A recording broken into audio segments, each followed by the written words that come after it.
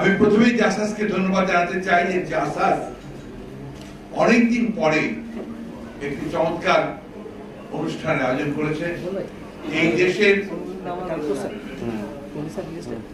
একজন বরেণ্য ব্যক্তিত্ব, বাংলা সাহিত্যের উজ্জ্বলতম কবি আর মাহমুদের স্মরণে তারা আলোচনা সভার আয়োজন করেছে।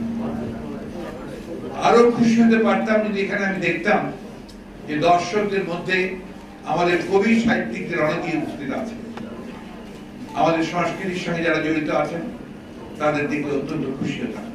আমরা আশা করব এই দিকটিতে জাসাস আরো সচেতন হবে এবং আগামীতে আমাদের যে সমস্ত বরেণ্য ব্যক্তিবর্গ, বিশেষ করে যারা সাহিত্যের চর্চা করেছেন, সংস্কৃতির চর্চা করেছেন, সাহিত্য সংস্কৃতির দ্বারা দেশের মুখ উজ্জ্বল করেছেন, তাদের যারা আমাদের ছেড়ে চলে গেছেন তাদের সম্পর্কে তারা আলোচনা করবেন।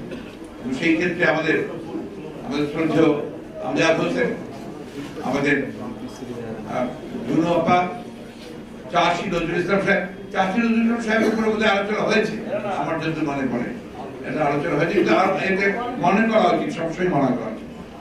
আমি আরো খুশি হব যদি জাসাস এই সমস্ত বরেণ্য ব্যক্তিত্বের উপরে একটা বই ছাপেন এবং এই ব্যাপারে আমার মনে হয় যে শিকদার সাহেব আপনি এই ব্যাপারে সহযোগিতা করতে পারেন, নিয়ে আসতে পারেন। এটা একটা জাসাসের একটা ডকুমেন্ট হয়ে থাকে। কবি আল মাহমুদ সম্পর্কে আমাদের অত্যন্ত আগে বলেছি কথার জাদুকর কবি আব্দুল হাই শিকদার সাহেব যা বলেছেন তা অত্যন্ত একটা অংশ। এই সমুদ্রের মতো বিশাল কবি সম্পর্কে আলোচনা করতে গেলে অল্প সময় আলোচনা করা সম্ভব না, এটা আমার চেয়ে উনি অনেক বেশি জানেন। আমাদের গাজী ভাই আলোচনা করেছেন, প্রত্যেকেরই আলমগীর ভাই করেছেন, প্রত্যেকের নিজস্ব ব্যক্তিগত অভিজ্ঞতা আছে, স্মৃতি আছে এবং তার যে ভূমিকা সাহিত্যে, রাজনীতিতে, এটা ছোট পরিসরে আলোচনা করা সম্ভব। আমি ব্যক্তিগতভাবে আর মাহমুদ সাহেবের সঙ্গে খুব বেশি ঘনিষ্ঠ পরিচয় আমার ছিল না, আমি তো সাহিত্যের অঙ্গনের লোক নই, আমি একেবারে নিরেট আপনার রাজনীতির অঙ্গনের মানুষ। পড়াশোনাও আপনার আমার একেবারে আরেকটা নিরেট বিষয়ের উপরে অর্থনীতি। সেক্ষেত্রে সাহিত্যের খোঁজ খবর রাখা খুব কঠিন। তারপরেও সাহিত্য সংস্কৃতি নিয়ে একসময় ছাত্র জীবনে পরবর্তীকালে কিছুটা সময় আমরা আমার বিচরণ চেষ্টা করেছি। আমি কোন লেখক নই, কবি নই, সাহিত্যিক নই, আমি একটি শুধুমাত্র বলতে পারেন যে শ্রোতা, দর্শক, পাঠক। এই মধ্যে দিয়ে আমার কাছে মনে হয়েছে যে সমাজে যুগে যুগে এমন কিছু ক্ষণজন্মা মানুষ জন্মান যারা তাদের অঙ্গনে জাতির পরিবর্তনের ক্ষেত্রে, রাষ্ট্র নির্মাণের ক্ষেত্রে, যুগের পরিবর্তনের ক্ষেত্রে, সমাজকে বদলে দেওয়ার ক্ষেত্রে তারা তাদের বিরাট অবদান রাখতে সক্ষম। আর মাহমুদ সাহেব তাদের মধ্যে আপনারা শুনেছেন আইসিকদের কাছে যে কিভাবে তিনি ঢাকা শহরে এসেছেন। এরপরে তিনি তার মেধা, অসামান্য যে আমি বলবো ঈশ্বর প্রদত্ত, আল্লাহ প্রদত্ত যে ক্ষমতা, সেই ক্ষমতা দিয়ে তার লেখনের মধ্যে দিয়ে, কবিতার মধ্যে দিয়ে তিনি জাতিকে তুলে ধরার চেষ্টা করেছেন, ওটা বাংলাদেশকে তুলে ধরার চেষ্টা করেছেন। আর মাহমুদ সাহেব আজীবন অন্যায়ের বিরুদ্ধে, আজীবন অসত্যের বিরুদ্ধে, অসুন্দরের বিরুদ্ধে তিনি তার লেখনী দিয়ে কাজ করেছেন। তিনি গণকণ্ঠের সম্পাদক ছিলেন। আমি কিছুক্ষণ আগে শিকদার সাহেবের কাছে শুনলাম, তা আমার ঠিক মনে ছিল না যে আওয়ামী লীগ যখন ক্ষমতায় ৭১ সালের পরে, ৭২ সালে যখন আওয়ামী লীগের ভেতর থেকেই বিরাট একটি অংশ আওয়ামী লীগের দুর্নীতি, আওয়ামী লীগের দুঃশাসনের বিরুদ্ধে দাঁড়ালো, জাতীয় সমাজতান্ত্রিক দল, ছাত্রলীগ ভাগ হলো, সেই সময় ছাত্রলীগের যে অংশটি সেই সময় আওয়ামী লীগের এই সমস্ত দুর্নীতির বিরুদ্ধে ছিল, তাদের একটি অংশে এখানে রব সাহেব, সাজান সিয়াদ সাহেবরা ছিলেন পল্টনে, সেই সম্মেলনের উদ্বোধন করেছিলেন আর মাহমুদ সাহেব। এবং এই আরমুদ মাহমুদ সাহেব দায়িত্ব নিলেন সেই পত্রিকার, যে পত্রিকাটি সেই সময় আওয়ামী লীগের বিরুদ্ধে, দুঃশাসনের বিরুদ্ধে, তাদের নৃশংসতা, নৈরাজ্যের বিরুদ্ধে যখন লেখনী শুরু করেছিল, কথা বলতে শুরু করেছিল, তার খেসারত, তার মাসুল আর মাহমুদ সাহেবকে দিতে হয়েছে, কারাগারে যেতে হয়েছে, নির্যাতন সহ্য করতে হয়েছে। আমার খুব কষ্ট হয় যখন আমি মনে করি যে তার শেষ সময়টা, তার মৃত্যুর সময়, তার সেই লাশের মধ্যে আমি কোন শ্রদ্ধা জানাতে পারি, কারণ তার দেশের বাইরে ছিল।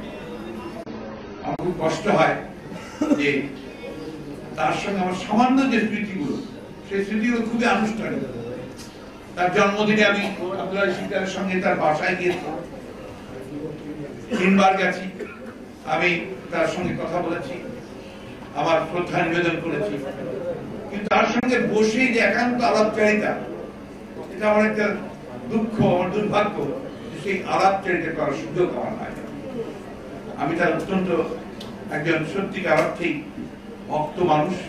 যে কথা শিকদার বলেছে যে এত প্রাঞ্জল ভাষায়, এত সহজ ভাষায় মানুষের কথাগুলোকে তুলে নিয়ে আসা, এটাই কিন্তু আসলে একজন সফল বড় মাপের কবি, সাহিত্যিক, যাই বলুন না কারণ তাদের পরিচয়।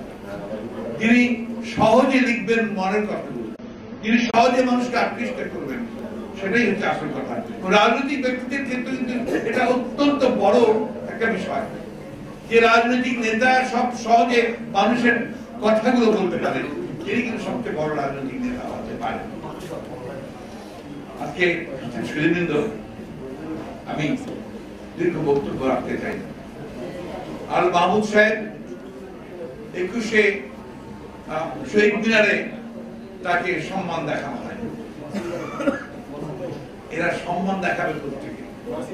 এরা তো আমার সন্দেহ হয় যে তারা সেই 21-এর চেতনাতে কি তারা এখনো বিশ্বাস করে? করে না। তারা 71-এর চেতনাতে কি বিশ্বাস করে? করে না। সুতরাং বাংলাদেশের স্বাধীনতা থেকে যে কথা তার মুহুর্মুহু বলতে থাকে, তার কতটুকু তারা বিশ্বাস করে? আজকে সমগ্র বাংলাদেশকে তার একটা কারাগারে পরিণত করেছে। আজকে সমগ্র বাংলাদেশের মানুষের অধিকার তারা কেড়ে নিচ্ছে। আজকে কবিকে কারাগারে পাঠায়, সাহিত্যিককে কারাগারে পাঠায়, শিল্পীকে কারাগারে পাঠায় এবং সাংবাদিককে কারাগারে পাঠায়। কেউ এতটুকু ভিন্ন মত পোষণ করলে তারপর নির্যাতন নেমে আসে। কিছুদিন আগে আপনারা দেখেছেন যে ভারতের সেই বিখ্যাত সাহিত্যিক অরুন্ধতী রায়, যিনি পৃথিবী বিখ্যাত হয়েছেন তার লেখার মধ্য দিয়ে, ভিন্ন মতের লেখক, তিনি ঢাকায় এসেছিলেন একটা বক্তব্য রাখার জন্য, একটা অনুষ্ঠান। তাকে বক্তব্য রাখতে দিয়ে বিরুদ্ধে জায়গা ছিল, সেখানে বন্ধ করে দিয়েছে। এরপর যেখানে গিয়েছিলেন সেখানেও তাকে বন্ধ করার চেষ্টা করা হয়েছে। যাই হোক, শেষ পর্যন্ত সম্ভবত কিছুটা ভয় পেয়েই আপনার ডাইভার্ট করে দিয়েছে। আমার প্রশ্ন এই জায়গা যে আজকে যারা ভিন্ন মত সহ্য করতে পারে না, যাদের মধ্যে ন্যূনতম সহনশীলতাটুকু নাই, তারা গণতন্ত্রের কথা বলবে কেন?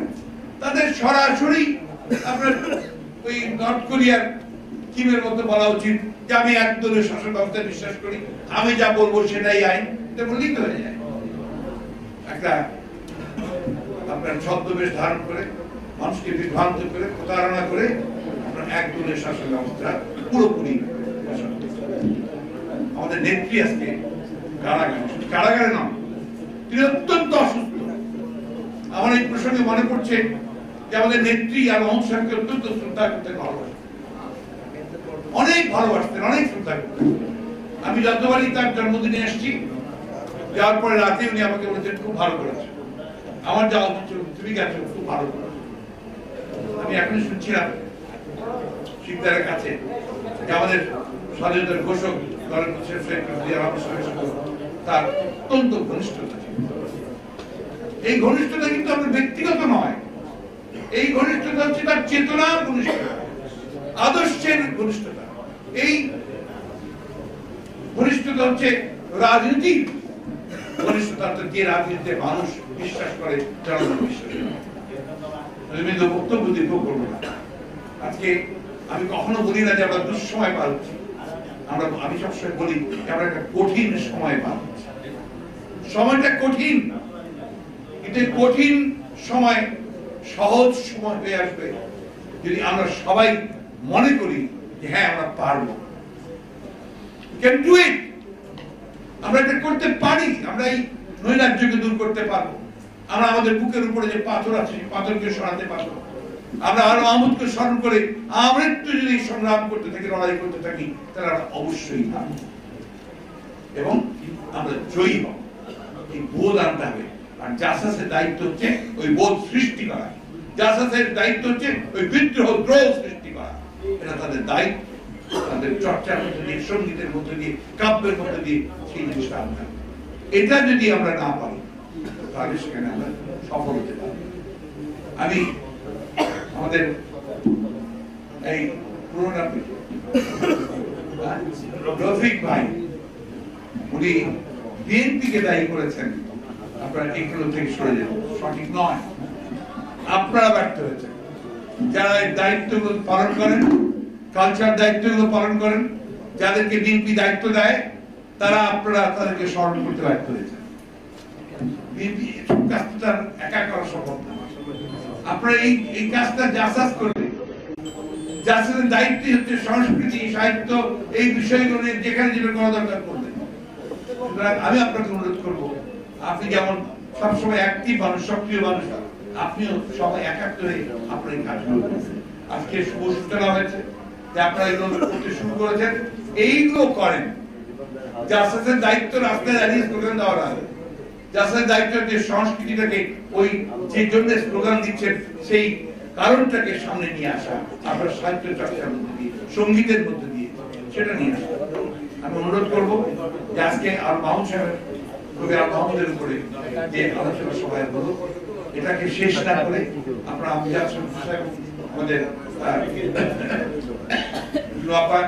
চাষী নজরুল ইসলাম সাহেব, যারা আমাদের এই সমস্ত দিকপাল, যারা সাহিত্যের ক্ষেত্রে, সংস্কৃতির ক্ষেত্রে তাদের অবদান রেখেছেন, জাতীয় পর্যায়ে চলে গেছেন সব ক্ষেত্রে, তাদেরকে স্মরণ করে তাদের উপরে একটা বই রচনা করতে, বই আনবেন, লিখবেন, যে বইটার মধ্যে এটা থাকবে, ডকুমেন্টেড থাকবে, রেকর্ডেড থাকবে, এবং এটা আস্তে আস্তে একটা বড় একটা কাজ হবে। খুব বেশি খরচ হয় না, কিন্তু একটা বই খুব বেশি খরচ হয়। আপনার নিজ উদ্যোগকে দেখেন আমরা আপনারা এটা আমার অনুরোধ থাকলো। আজকে আমাদের অত্যন্ত গুণী শিল্পী আমাদের ভাই খুব ভালো আবৃত্তি করেন, খুব খুশি হতাম যদি সে আবৃত্তি করার সময় পেত, সময় পাইনি, খুশি হতাম।